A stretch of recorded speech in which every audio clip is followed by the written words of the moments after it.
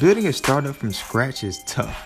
My name is Justin McLeod, and I'm your host for a new podcast series called Back to the Basics. In this show, I'll be talking to startup experts as they discuss the fundamentals of launching and running your first tech startup. Have you found that product market fit? Because I think that a lot of people, when they go into, I want to start a tech company, they quickly want to go into the coding part, but honestly, like none of that matters if you're not making money. Your first question after coming up with a cool startup idea is probably, how can I get this thing built?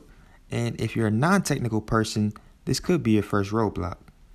In this episode, I sit down with Carlos Gonzalez, the co-founder of Tyrannosaurus Tech, a development agency based in Atlanta.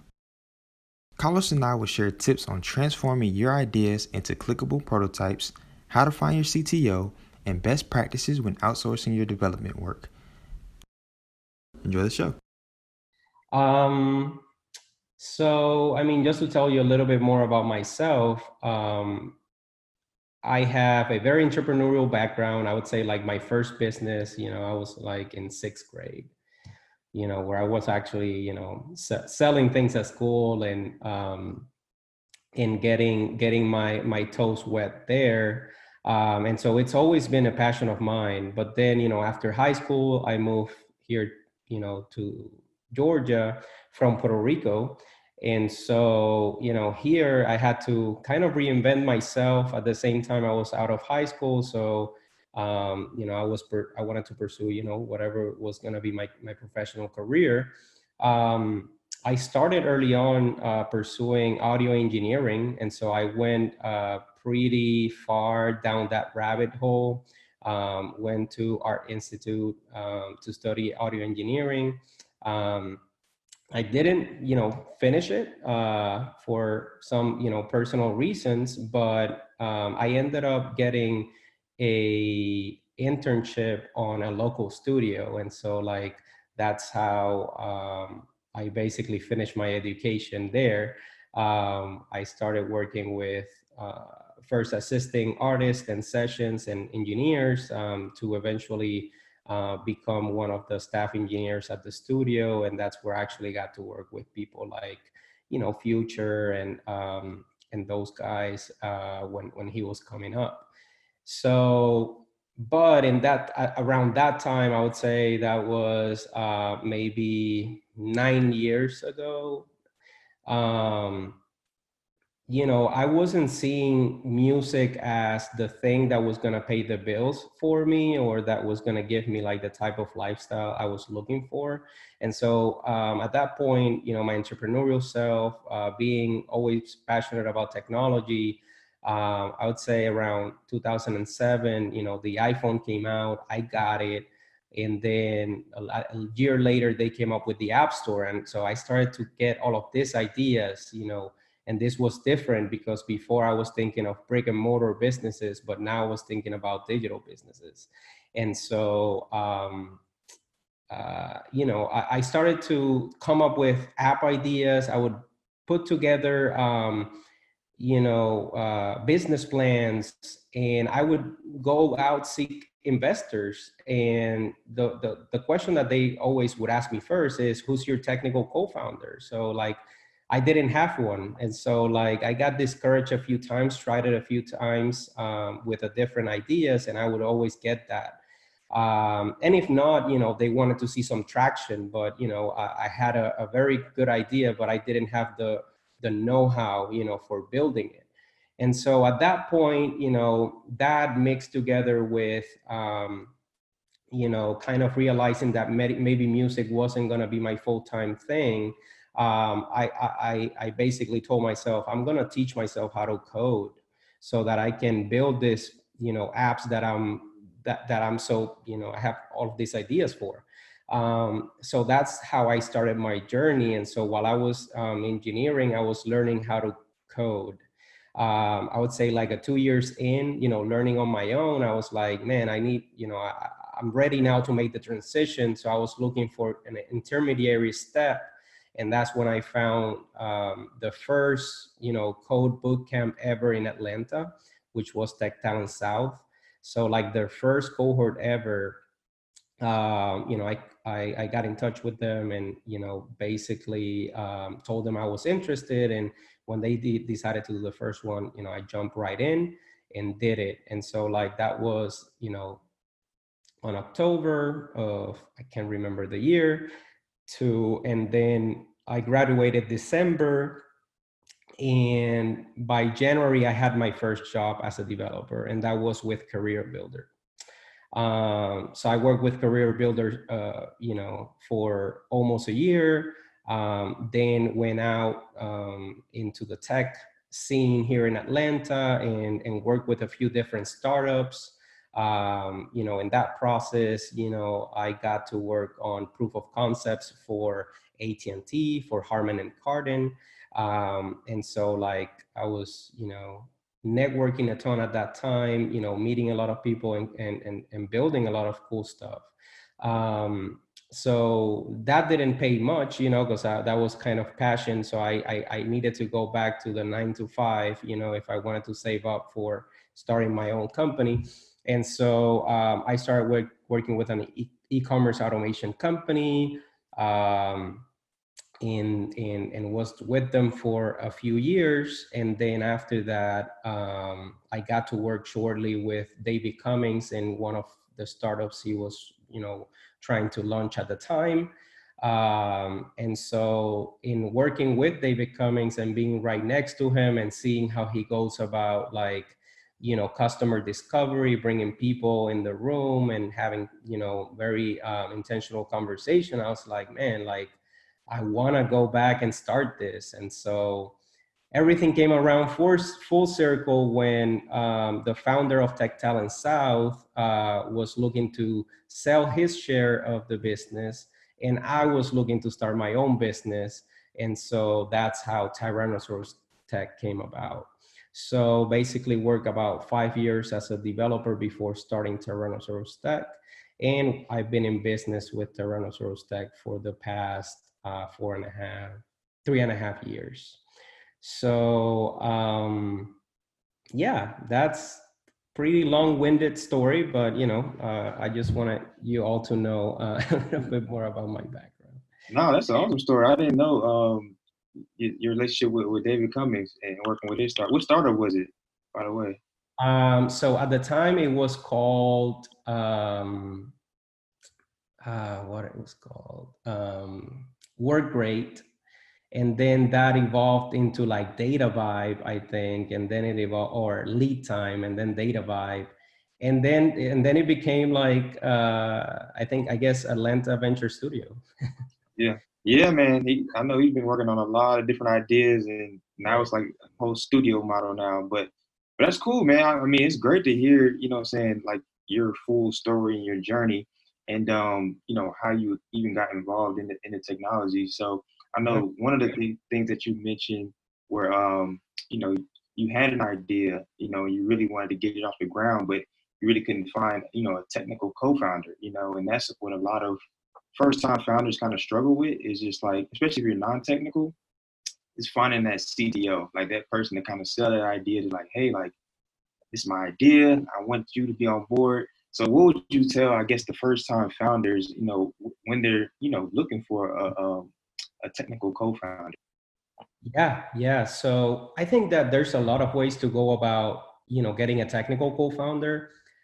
My favorite one, honestly, is the one where, you know, you definitely try to go out and surround yourself by technical people. So this might be like attending, you know, technical events. So there's a bunch on Meetup. You know, you can go to the Rails Meetup or React or Python, and you know, while you're in there, like try to, you know, meet people, like ask questions, but then, you know, like asking, once you identify, you know, somebody tells you they're a developer, you kind of like initially vet them, they have some experience, asking them very specific questions about how to implement what you're trying to do, because that's a great way for you to start to get people interested. If you come, you know, if you go straight to a person and tell them, hey, you know, like I have an idea, I need a technical co-founder, come join me, well, you know what, like they have their own ideas, or they might get that all the time, or, why would they go, risk their 9 to 5, and go work with a stranger, like, I think that it's all in the relationship building, and honestly asking questions. I think by asking questions, it is a great way to get that person thinking about how to create the thing that you're trying to create. And so if you see that that person is willing, that starts to make their time available and say, hey, if you have any other questions, let me know. You continue engaging those people. Eventually you develop a relationship with them, and it may end up being that they are the ones that offer and say, hey man, like, I can build this for you, or whatever. If you're trying to find somebody, let me know, or I know this person that's interested. But yeah, I think that that's my favorite approach. Just surround yourself by technical people, find ways to talk with them and get them interested in your idea by asking questions, not even like saying join me as a CTO or anything like that. Just get them interested in the And I, problem you're trying to solve. and I was gonna add too, like, so how do you feel about like knowing like the right type of developer? Because there's different, programming languages out there. I know when I first started my startup company, I was at Georgia State, and I was in the computer information systems department and not the computer science department. So those are two different things. But I just thought, okay, computers. But if you're talking, I guess, to somebody that's like strictly, doing the back end rather than or doing the front end, and then they're not as familiar with like creating, databases and you know, whatever it is on the back end. Right. How would you go about, I guess, even vetting the co-founder? Because say if somebody say, hey, I want to join you, but then if they're not, capable of doing, exactly like what you need to do in an immediate sense, how you feel about that? Yeah, yeah, yeah. I mean, I would say that, especially when you're starting out, there's not a lot of funds. Any help is welcome. Now, between like accepting some help and giving out equity, like those are two different things, or calling somebody a CTO. Um, I think that, going back to the point of asking a lot of good questions to these technical people that you're meeting, I think that, a lot of great questions around, like what technologies should I use to build this? And then get the perspective of different people so that you start to build a little bit of a profile, and documentation that you can look back and say, well, out of the 10 people I've talked to, like 3 of them, have mentioned React is really would be really good for what I'm doing, and AWS or Ruby, so that'll, hopefully that'll start to give you a little bit more direction in terms of, who do you need. But if you get like somebody that offers, again, like I wouldn't make anyone a co-founder just because they offered. But if they are there, if they're willing to help, then they can potentially, if nothing else, help you figure out those things, and dive in a little bit deeper. And maybe you might say, hey, so okay, so this is the scope of what I'm trying to build, or this is what I'm trying to build. What technologies do you think I should use? And then they might list them out, and then you can get into conversations and ask them why should I pick this for a front end framework, or this for a back end framework. And at the same time that you're learning, you're starting to uncover complexities and what may end up becoming the building blocks of your platform. Right. And so kind of just to transition over to like, I guess, like, dev shops. Somebody decides to instead of going through, just having a technical co-founder, but they're really trying to move, I guess, move fast, or get something like more robust built out and have like a development team with the dev shop. Like, what would you say is like the biggest difference between working with a technical co-founder compared to working with, entire like dev shop? Right, right. Well, the first thing that I'm going to say is, it's the people, developers that are out there that are like CTO or technical co-founder material, but more for us from the standpoint of what a startup needs, right? Because it's really hard. There's not a lot of them out there, or the ones that are have cushy jobs. Like they're not trying to leave what they're doing to work with you necessarily. So I guess all I'm saying is finding a person that is able to build your application, from design to front end development to back end development to like creating all of the database models, like that's going to be a very, very experienced person. That's not going to be somebody that just came out of a boot camp. So, that's something to keep in mind. Like when you're thinking about a technical co-founder, you need to, first of all, level set your expectations, with what you should have expect out of that person. Like, you shouldn't, it's not going to be the person that's going to build you what you're looking for necessarily, right? And then the other thing is that what you need today as a technical, co-founder or somebody technical to do is not what you're going to need in the future. So, once you get to the point where you start hiring people, and that technical co-founder that you hired, that now has equity, needs to start managing different people, different personalities. He needs to start looking for them, hiring them, giving them direction. All of a sudden their role becomes more managerial and not a lot of code is involved, right? And so that's the other thing to keep in mind. And so and taking it back to your question, working with a dev shop, the good thing of working with a dev shop specifically at the beginning is that you get a wide range of skill sets that are part of the team that you're working with, assuming that you're working with one that's on the small side, but not like one or two people, right? So by working with them, they have the different skill sets that are necessary to bring a product to life. And so that means that, within their team, they can make the necessary arrangements so that if, efficiencies are gained from assigning the work that each person is best at, right? So if you have a budget, honestly, and you have a very well-defined vision of what you're looking for, I think that a dev shop might be, a better approach.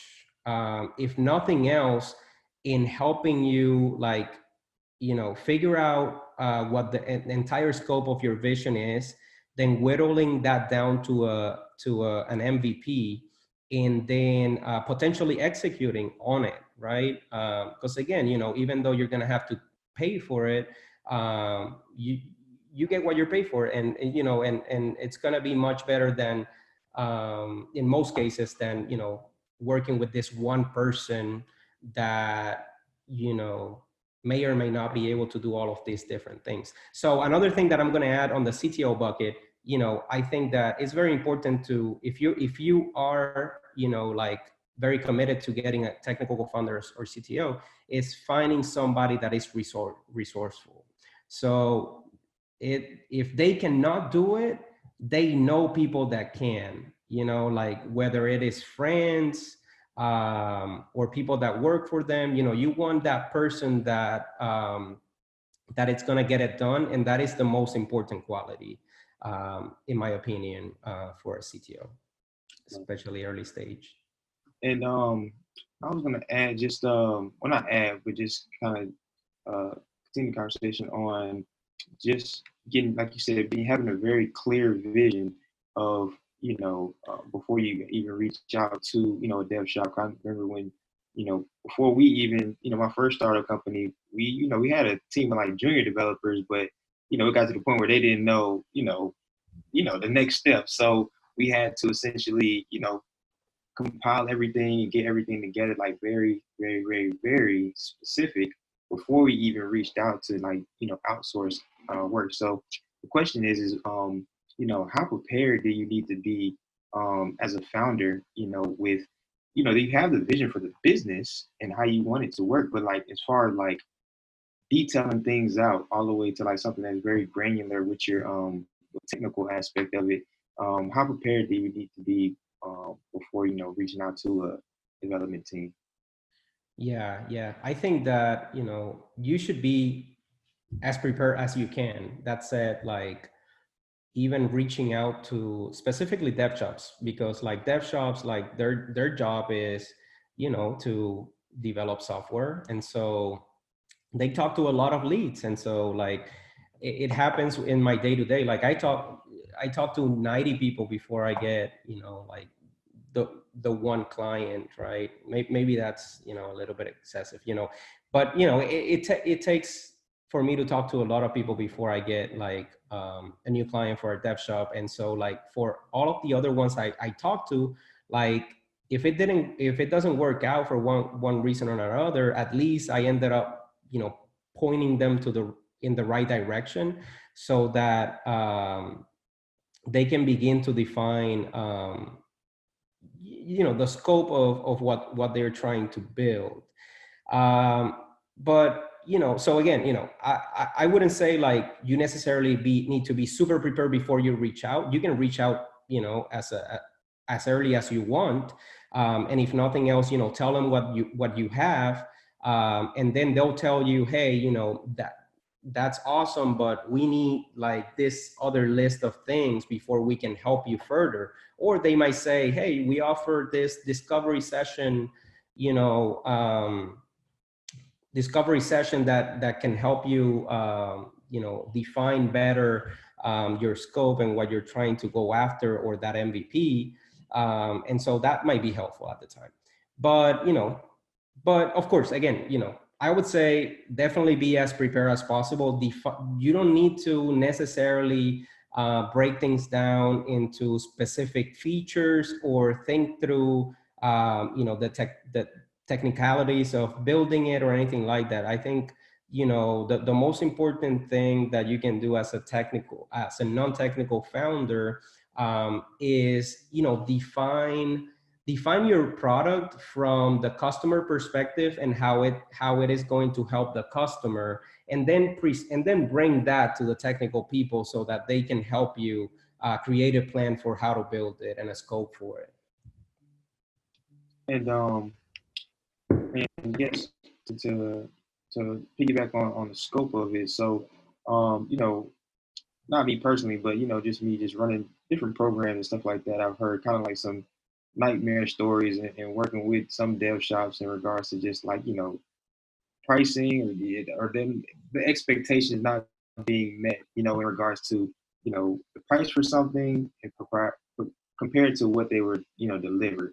So can you kind of like talk about, I guess, like what's like the price range for a first time founder that's expecting to pay for like the first iteration of their product? So they already have their MVP, they have some form of validation and proof of concept, but now they're like, okay, well, and they probably have a technical co-founder, but they want to kind of ramp it up. um what would you say in regards to just like pricing and like expectations for working with a development shop? Right. Well, that's a loaded question. Like it's really hard to, give you a number or estimate. I would definitely say that, I guess, a first iteration could be a clickable prototype, right?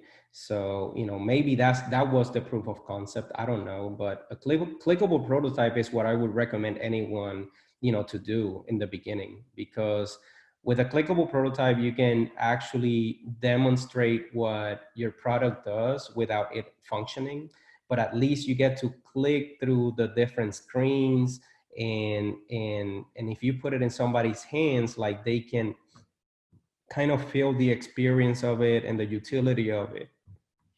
So clickable prototypes are great. And honestly, what I would recommend anyone to develop as a first step, because also once you have a clickable prototype, it is infinite, infinite more, you know, infinitely easier for the development team to actually come up with a scope and give you a more accurate quote. The more you're leaving out, to the imagination, when you reach out to a developer firm or somebody that is quoting you for work, the more that they are going to miss the target in terms of budget, in terms of timeline, and all of those things. So you definitely want to expose as many things as possible with what you're putting in front of them, so that they are, estimating as accurate as possible, even though it's really hard to do, honestly. What we do here for the most part would be giving our customers a ballpark. And so, at least it's a ballpark that they know it could go either way. We could cut some features that could help it stay on the lower end, or worst case scenario, like they know how far it can go. But even when the contract is written, like, there's still some wiggle room there, because requirements will change during development. And the longer the project, so like if we're talking about, honestly, like the longest project I would estimate up front is 3 months of work. After 3 months of work, like, complexities like just get out of hand, and it's really hard to envision how, or estimate accurately past that point. So, if nothing else, going back to the conversation, like, if you going back to what you asked, I would say that if you have the monetary resources, I would make sure that my MVP fits within 3 months of work. So if you're talking about one person working for 3 months full time, um, 40 hours a week times 4 times 3. So that's 480 hours. So, I would say that is enough time to build something solid, as long as we're talking about a limited scope. It's not going to be, a bunch of features in there, right? But because you want to focus anyways on the wow factor of your product. But then, if we're talking cost, I mean, like, development agencies around town would charge anywhere from $100 an hour to 180. I know that our range falls between 150 and 180. So, but at $100 an hour, that's $48,000. Again, maybe something that it's not, maybe too expensive for a first-time co-founder, but then there's other alternatives like outsourcing. And so I have my opinions on that as well. Mm-hmm. And I guess just to go on that in regards to, like, outsourcing, if a first time, well, it's two questions, kind of like, one was like the tools that what tools would you recommend in regards to like a clickable prototype for founders? That's one that's kind of like familiar with developers, and they can kind of pass that along, so it makes it easier for the process. And then the follow along question would be, your thoughts around just like outsourcing, like getting on Upwork, or just doing stuff that's overseas and not necessarily like somebody that's like in town. Right.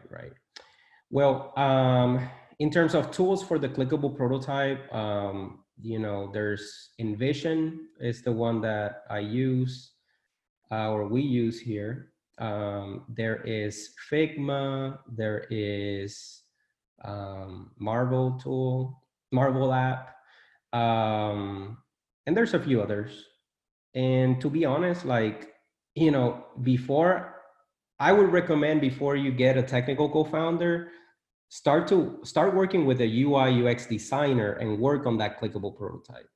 that would be like a very actionable, first recommendation I would give you 100%. Like, don't even like approach, you can approach like this, agencies, you can approach people, like potential technical co-founders, but honestly, don't even, don't even do it before you have a clickable prototype, because I'm telling you, like, it's gonna make all of the difference.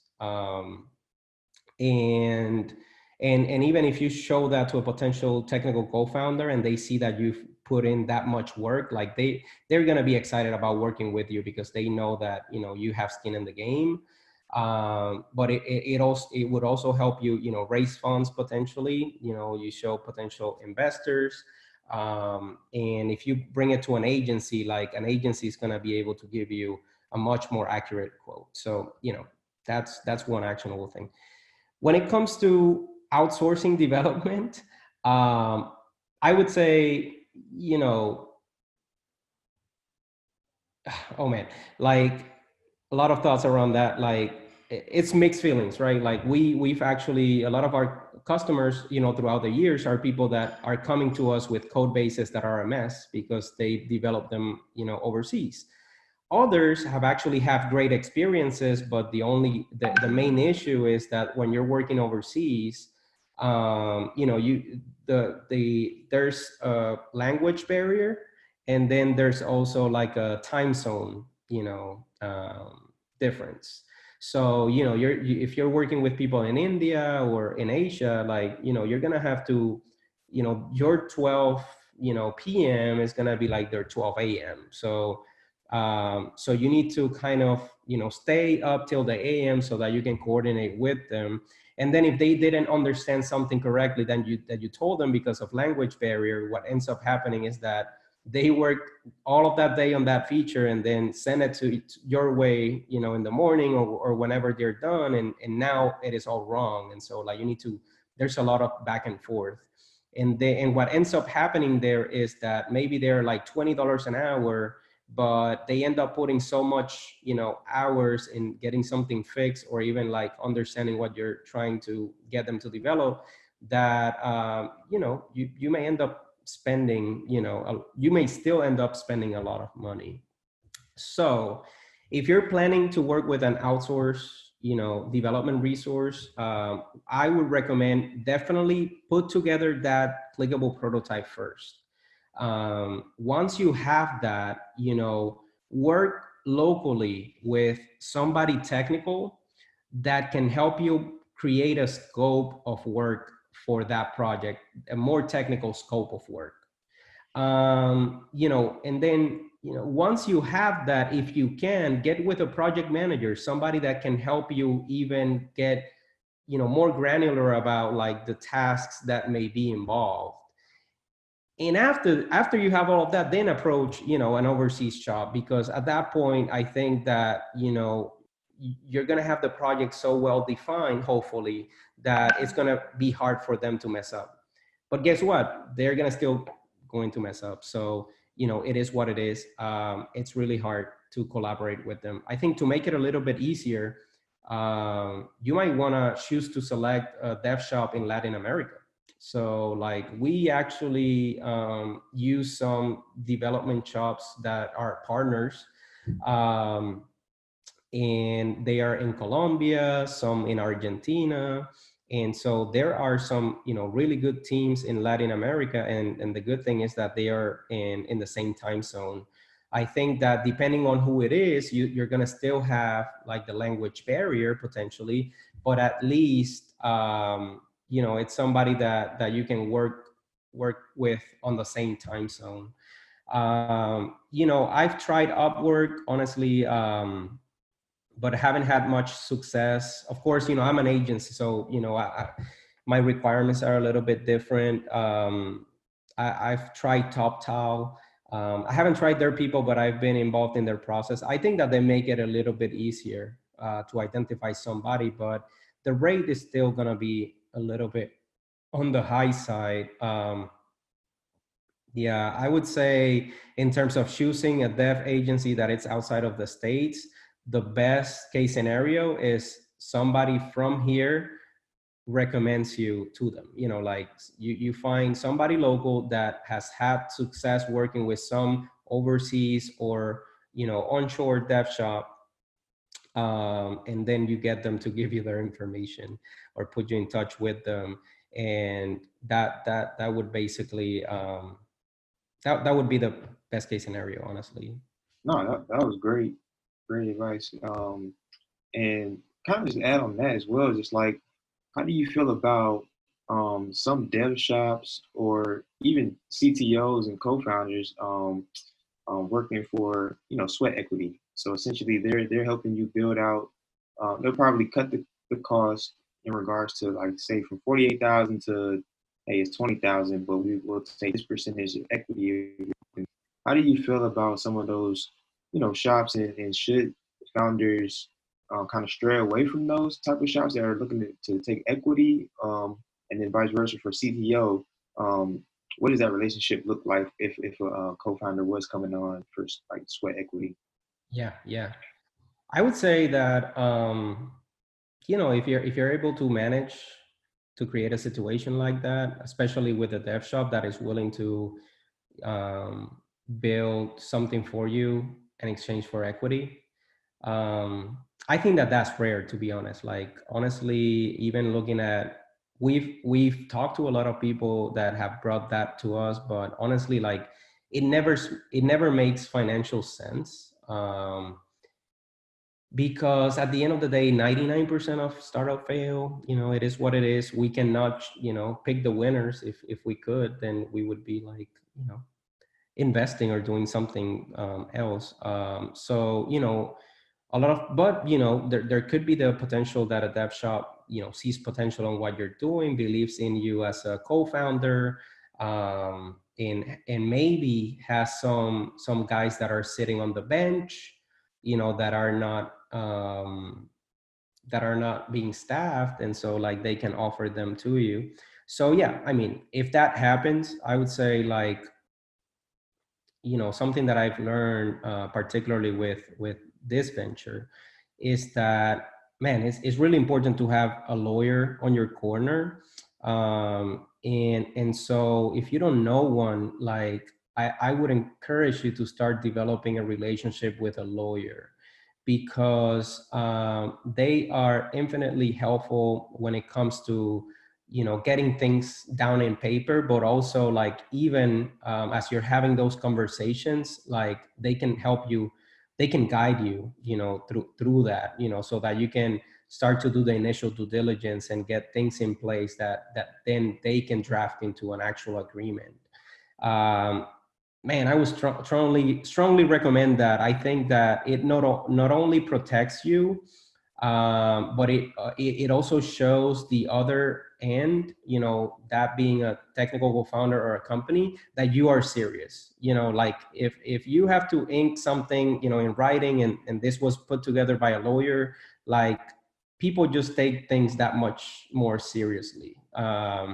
So, you know, that is something that before this venture, you know, I didn't engage with much, you know, with lawyers at all, honestly. But then, you know, my partner, you know, was keen on it, you know, from the beginning. I was like, man, like, this truly makes a difference. So, um, so yeah, I would say, like, get things in writing. I think that with a CTO, like, I would always do, like, the 4 year, you know, with a cliff, you know, vesting.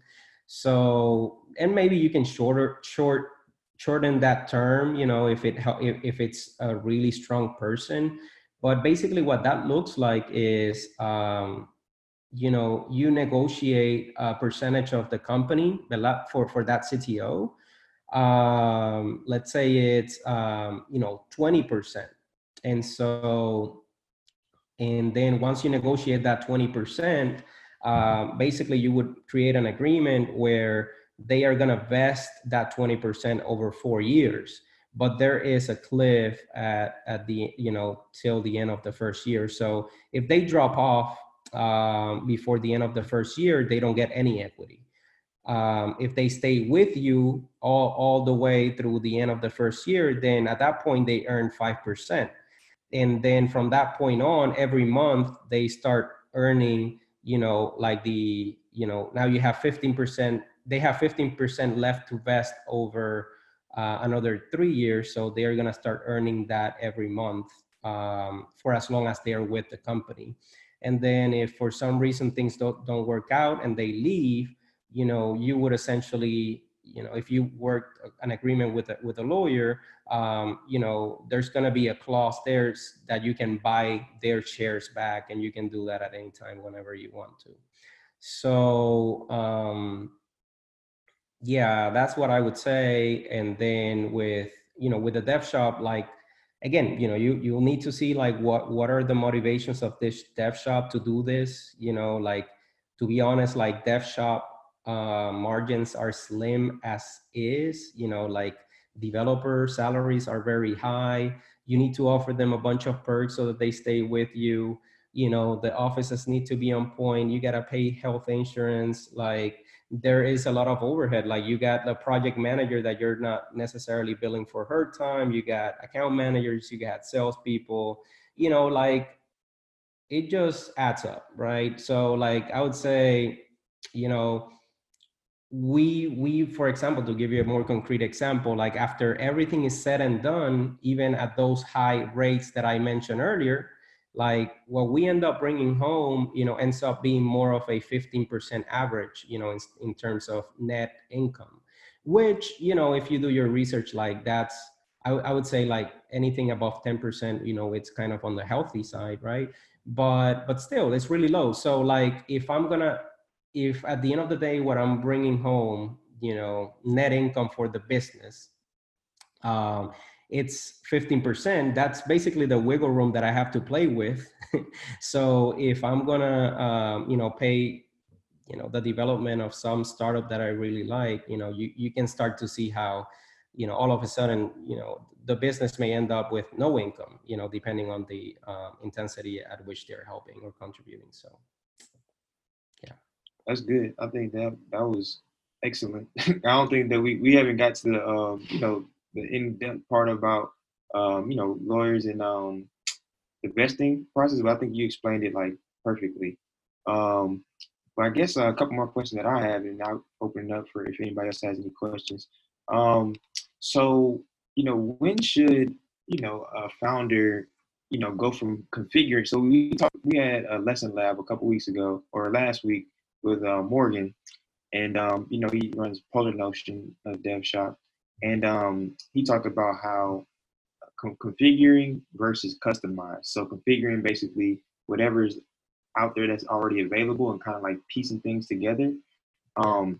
When should a founder like get to a point where it's like, okay, like I've pieced this together and now it's time to like actually start building out a fully like customized thing, customized product. Yeah. What would you say? Yeah. So for sure, there's definitely a ton of tools out there to use, like Zapier being one, that allows you to, it already integrates with a bunch of other tools. So using that, as the glue, with several other tools, you can definitely piece together a solution, that you can start making money off of.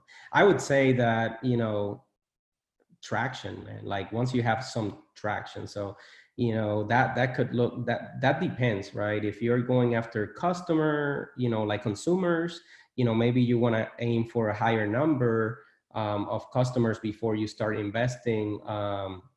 With if you're doing B2B, maybe you aim for a lower number. So maybe it is that you go after 20 B2B customers or 100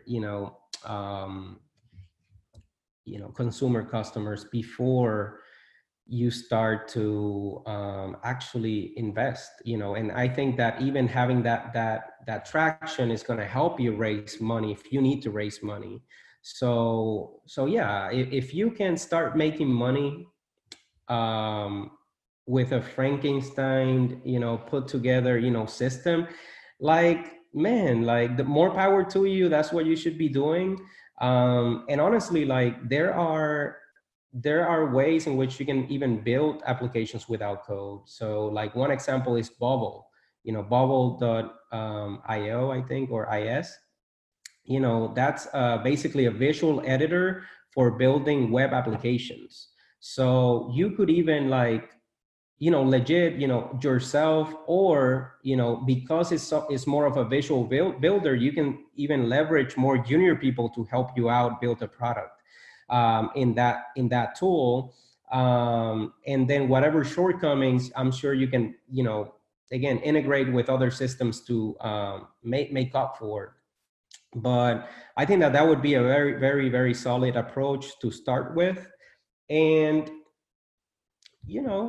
that's what coins started with.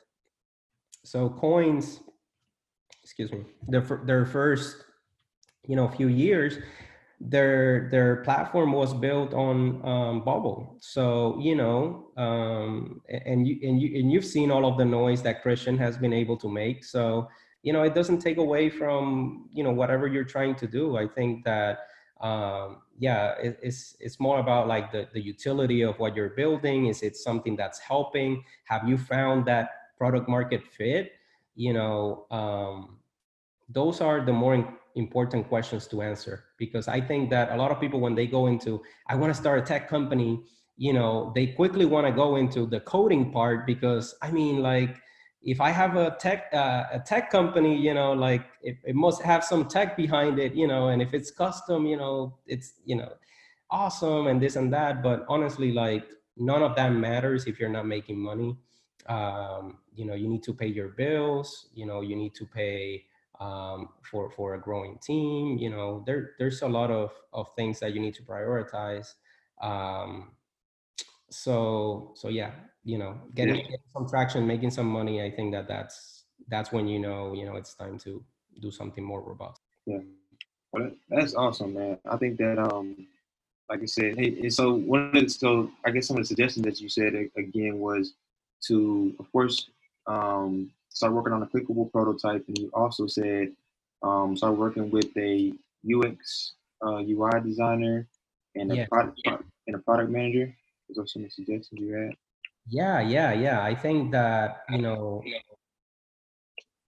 when it comes to the more junior talent, like, I think that, enlisting a junior dev just graduated from a boot camp to help you, like, code your application. I think that that's a tall order.